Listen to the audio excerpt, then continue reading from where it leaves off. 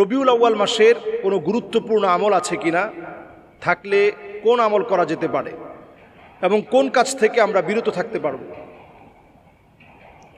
রবিউল আউয়াল মাস আসলেই আমরা ঘটা করে অনেক কাজ করি যেগুলোর সাথে শরীয়ত আসলে সম্পর্ক রাখে না। রবিউল আউয়াল আরবি মাসের অত্যন্ত গুরুত্বপূর্ণ মাস। সৈয়দুল মুরসালিন, খাতামুন নবিয়্যিন, ইমামুল মুরসালিন ওয়ান নবিয়্যিন নবী করিম সাল্লাল্লাহু আলাইহি সাল্লাম এই মাসে পৃথিবীতে আসছেন। সোমবারে তিনি পৃথিবীতে জন্মগ্রহণ করেছেন। নবীজি সাল্লাল্লাহু আলাইহি সাল্লাম এই জন্য সোমবারে রোজা রাখতেন। নবীজি সাল্লাল্লাহু আলাইহি সাল্লাম সোমবারকে বিশেষ মর্যাদা দিতেন। বৃহস্পতিবার যেহেতু আল্লাহর কাছে আমলনামা উঠানো হয়, এজন্য ওই দিনও নবীজি রোজা রাখতেন। তাহলে রবিউল আউয়াল মাসে আমরা প্রধানতম একটা আমল করতে পারি, এই নবীজি সাল্লাল্লাহু আলাইহি সাল্লামকে যারা ভালোবাসি আমরা এই সময়ে আমল হিসেবে আমরা রোজা রাখতে পারি, রোজা, নফল রোজা।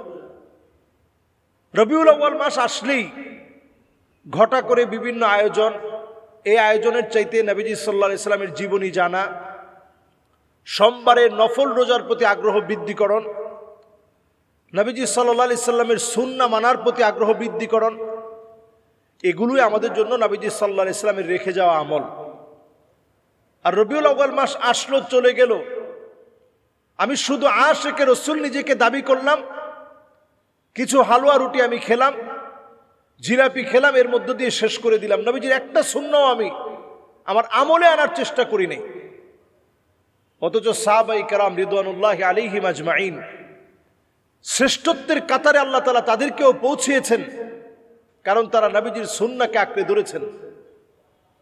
কুল ইন কুনতুম তুহিব্বুনাল্লাহ ফাত্তাবিউনি ইউহিব্বুকুমুল্লাহ।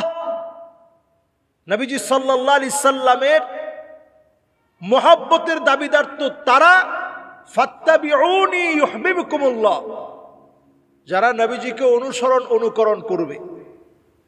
কিভাবে অনুকরণ করবেন? মা জানিন নবী সাল্লাল্লাহু আলাইহি সাল্লাম মিন কাউলিন আও ফি'লিন আও তাকরিরিন আও সিফাতিন খিলকিয়াতিন আও খুলুকিয়াহ হাকীকাতান আও হুকমান হাত্তা আল হারাকাত ওয়াস সাকানাত ফিল ইয়াকযাতি ওয়া ফিল মানাম। প্রিয় ভাইয়েরা, খেয়াল রাখতে হবে আমার কথা, আমার বার্তা, আমার চলা, আমার ফেরা, আমার খাওয়া দাওয়া, এমনকি ঘুম পর্যন্ত নবীজি সাল্লাল্লাহু আলাইহি সাল্লামের মতো হচ্ছে কিনা। আমরা যেভাবে ঘুমাই, রাসূল কি এভাবে ঘুমাতেন? ডান দিকে ফিরে নবীজি হাতটাকে এইভাবে দিয়ে নবীজি ঘুমাতেন, এটা মিলিয়ে নেয়া। হাসলে নবীজি ঠোঁট দিয়ে মুস্কি হাসতেন, অট্ট হাসি কখনো তিনি হাসতেন না। তিনি মানুষের দিকে তীক্ষ্ণ নজরে তাকাতেন না।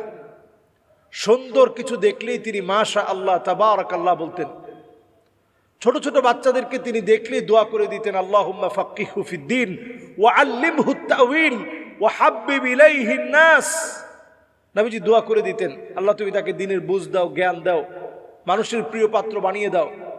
নবীজি সাল্লাল্লাহু আলাইহি সাল্লাম দোয়া করে দিতেন, আল্লাহুম্মা আল্লিমহুল ইলমা ওয়াল হিকমা ওয়াল হিসাব। আল্লাহ তুমি তাকে ইলম দাও, জ্ঞান দাও, হিসাবের জ্ঞান দাও।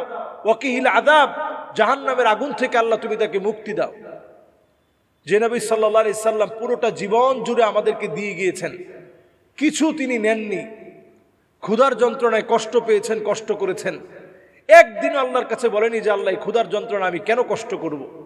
নবীজি যদি শুধু মুখে একটু বলতেন, লাউ আরাত্তু, হাদিসের মধ্যে আসছে, নবীজির মনের মধ্যে যদি জাগ্রত হতো, আয় আল্লাহ উহুদ পাহাড়টা যদি স্বর্ণ হয়ে যেত, যদি শুধু মনের মধ্যে আসতো, লাসার আল উহুদ যাহাবা, গোটা উহুদ পাহাড়টা নবীজির মনের ভিতরে আসলেই হতো, মুখে বলা লাগতো না, পুরা উহুদ পাহাড়টা স্বর্ণ হয়ে যেত। সুবহানাল্লাহ বিহামদিহি। সে নবীজি আমাদের জন্য এই কষ্ট করে গেলেন, আমাদের জন্য এই পরিশ্রম করে গেলেন, উম্মতের মায়ায় কান্ডারি হলেন। সেই নবীর উম্মত হিসেবে আল্লাহ রাব্বুল আলামিন আমাদের যাদেরকে কবুল করেছেন, আমরা সোমবারে রোজা রাখার চেষ্টা করব। এটা শুধু রবিউল আউয়াল না, বরং নবীজি সাল্লাল্লাহু আলাইহি সাল্লামের উম্মতের শ্রেষ্ঠতম আমল হচ্ছে এই রবিউল আউয়াল সহ সোমবারে রোজা রাখা, সোমবারে নফল রোজা রাখা। এটা রবিউল আউয়াল শুধু না, নবী সাল্লাল্লাহু আলাইহি সাল্লামের উম্মতের শ্রেষ্ঠ আমল হচ্ছে সোমবারে রোজা রাখা, বৃহস্পতিবারে পারলে রোজা রাখা। আমরা এই দুইটা আমল ইনশাআল্লাহ এই রবিউল আউয়াল থেকে আমরা শুরু করব।